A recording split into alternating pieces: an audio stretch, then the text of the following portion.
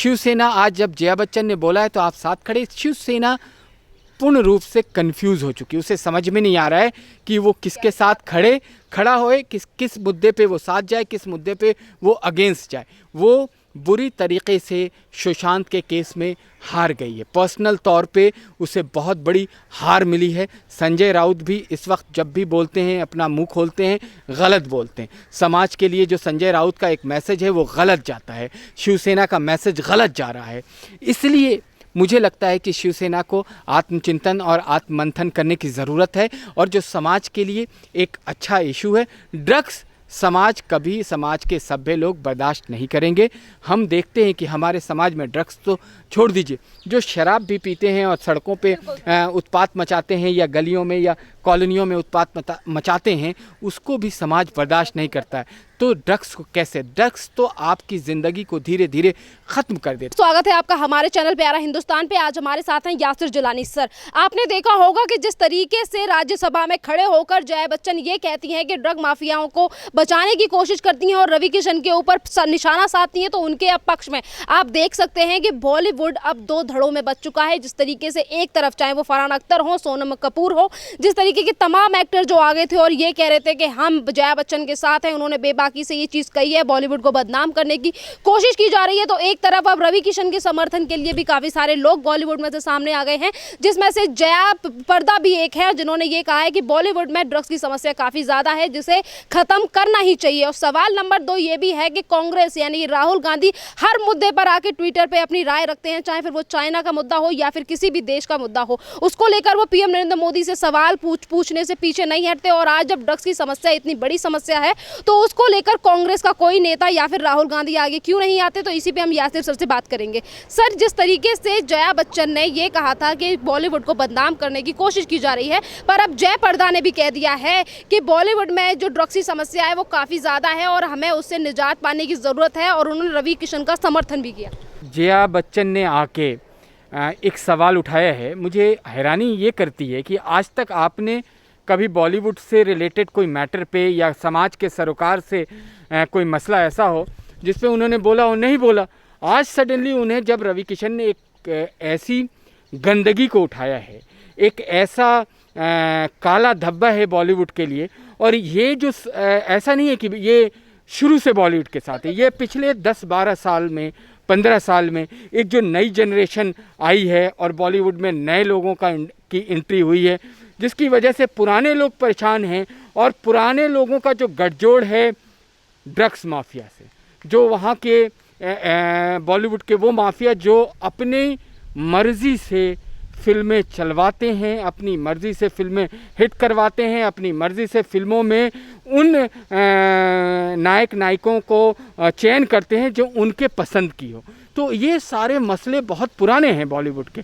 लेकिन मुझे लगता है कि इस वक्त अगर कोई एक आदमी, रवि किशन जो आके बात कर रहे हैं, कह रहे हैं कि इस गंदगी को ख़त्म करना चाहिए, तो पूरे के पूरे बॉलीवुड को उनका साथ देना चाहिए, उनका समर्थन करना चाहिए और उनके साथ आके खड़े होना चाहिए, ना कि उनके ऊपर ही प्रहार करना शुरू कर दिया। उनके ये फरहान अख्तर कौन है, ये सोनम कपूर कभी सामाजिक स्तर पे अगर कोई काम किया हो तो बताएं। समाज में इतनी सारी प्रॉब्लम चलती रहती हैं, कभी एक लफ्ज़ बोला हो, कभी किसानों के ऊपर बोला हो, कभी नौजवानों के ऊपर बोला हो, कभी जो वहाँ पे सूखा पड़ रहा है, कहीं बाढ़ आ रही है, उस पे बोला हो। तो ये लोग नहीं आते, ये सेलेक्टिव एमनेशिया के शिकार लोग हैं। ये अपने तरीक़े से एक इशू को सेलेक्ट करते हैं और जो नैरेटिव है उसको बदलने की कोशिश करते हैं। लेकिन इस नए भारत के अंदर जो नौजवान है, जिसकी सोचने का तौर तरीक़ा बिल्कुल अलग है, वो जो सोच रहा है उससे इनकी सोच मेल नहीं खा रही है, इसलिए ये पीछे जा रहे हैं, नीचे जा रहे हैं। और आज भारत के तमाम लोग रवि किशन के साथ हैं, क्योंकि वो चाहते हैं कि ये जो गंदगी है, ये जो एक काला धब्बा है, बॉलीवुड जैसी एक ऐसी इंडस्ट्री जिसमें हज़ारों हज़ार लोग काम करते हैं, लाखों लोगों को रोज़गार मिलता है और अरबों रुपए का बिजनेस होता है।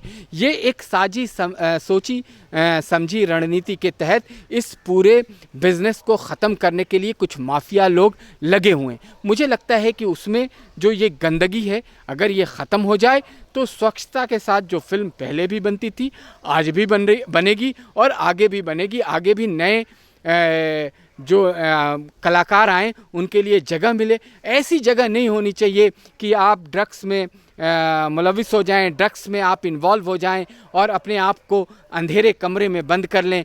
कमरे को जब खोला जाए तो आप पंखे से लटके हुए मिले। ये समाज बिल्कुल नहीं चाहता है कि इस तरह का कोई समाज बने, क्योंकि अगर आप ड्रग्स में इन्वॉल्व होंगे, ड्रग्स लेंगे, marijuana लेंगे, हशीश लेंगे, गांजा लेंगे, चरस लेंगे, तो आपकी ज़िंदगी का जो एक पूरा का पूरा समय है वो आपको अंधकार की तरफ जाएगा, फ्रस्ट्रेशन की तरफ लेके जाएगा, एंजाइटी आपके ऊपर हावी होगी, आपको घबराहट आपके ऊपर हावी होगी। इन सब चीज़ों को मद्देनज़र रखते हुए रवि किशन ने अगर एक बात पार्लियामेंट में उठाई है तो मुझे लगता है कि समाज तो आज उनके साथ खड़ा है।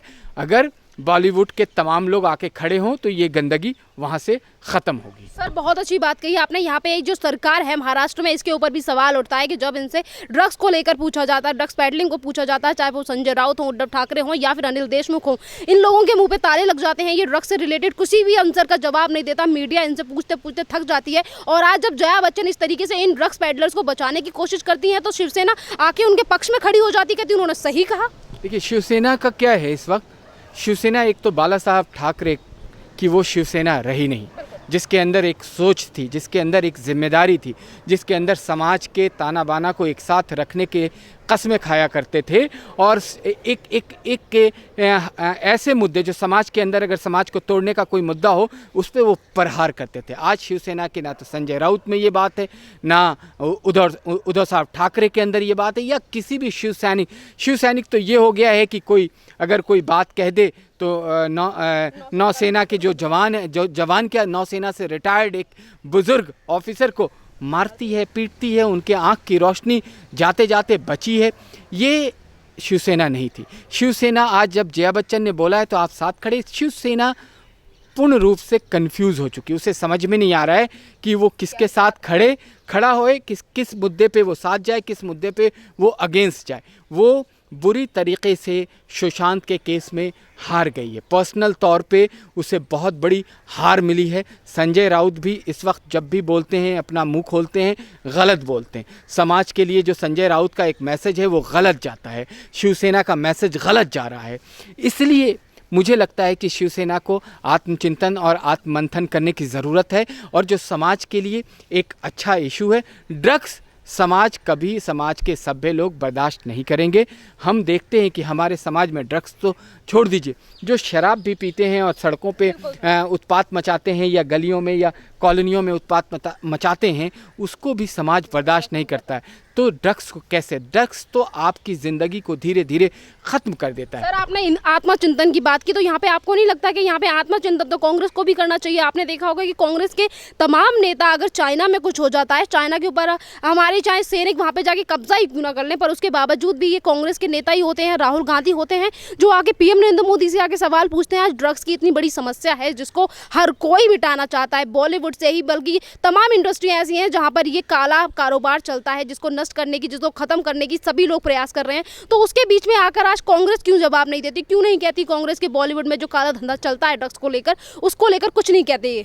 देखिए, कांग्रेस भी अपने बिल्कुल ऐसे दौर पे है। कांग्रेस में पहले एक लेटर बम आया सामने, फिर अभी सूत्रों से ये खबर है कि कांग्रेस में फिर कोई लेटर किसी ने लिखा है। कांग्रेस की पूरी जो नेतृत्व है उसे समझ में नहीं आ रहा है कि किन मुद्दों पे वो भी साथ जाए, किसके साथ जाए।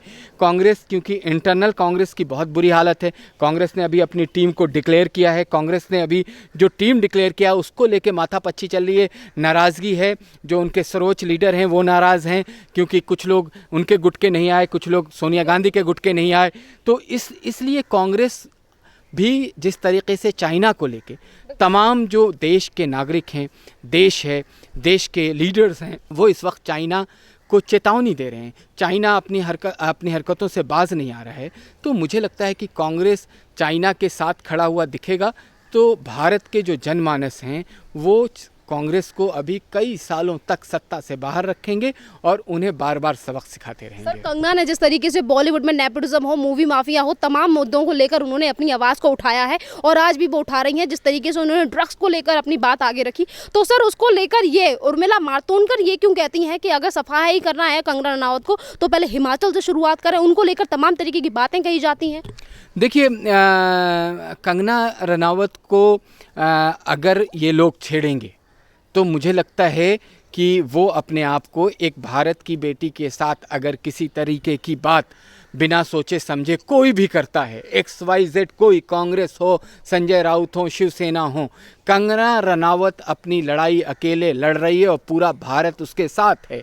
कहाँ से किसको सफाया करना है, और हिमाचल और शिमला और महाराष्ट्र ये किसी से बंटा नहीं है। भारत की हर भूमि, भारत के एक एक इंच पे हर भारतवासी का हक है, वो जहाँ से चाहे जैसे चाहे अपनी शुरुआत कर सकता है। उसकी कर्म भूमि, जन्म भूमि अलग हो सकती है, कर्म भूमि अलग हो सकती है। कंगना की कर्म भूमि महाराष्ट्र है, मुंबई है, उसने काम किया है और बिना किसी के सहारे काम किया, बिना किसी गॉडफादर के काम किया है। तो इस तरह की टीका टिप्पणी करना ये विपक्ष के लोग छोड़ दें और कोशिश करें कि एक पॉजिटिव वे में आए साथ, और जो ड्रग्स के खिलाफ लड़ाई है उसमें सब कंधे से कंधा मिलाकर। लास्ट क्वेश्चन सर, जिस तरीके से कंगना को लेकर चाहे बॉलीवुड हो चाहे या फिर ये पॉलिटिक्स पार्टियां हो, ये सारे हाथ धो के इस तरीके से पीछे पड़ गए हैं, मैं उनका आपसे रीज़न जानना चाहती हूँ। क्या वो आउटसाइडर है इसीलिए उनके पीछे सारे पड़ गए हैं, या फिर वो ड्रग्स को लेकर बात कर रहे हैं, किस लिए पीछे पड़ गए हैं कंगना के पीछे? ये पीछे सिर्फ और सिर्फ जो पीछे पड़ने का एक मकसद है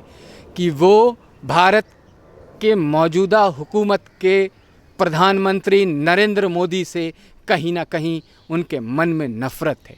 वो नहीं चाहते हैं कि एक ऐसा आदमी देश को चला रहा है जो ईमानदार है, जो संत है, जो हक और ईमान के साथ, जो ईमानदारी के साथ, जो पूरे देश में हर आदमी को, 1.25 अरब जनमानस को एक आंख से एक तरीके से देखता है, दो आंख से भी एक तरीके से देखता है। वो है भारत का प्रधानमंत्री। वो ट्रांसपेरेंसी चाहता है, वो ईमानदारी हर फील्ड पे चाहता है।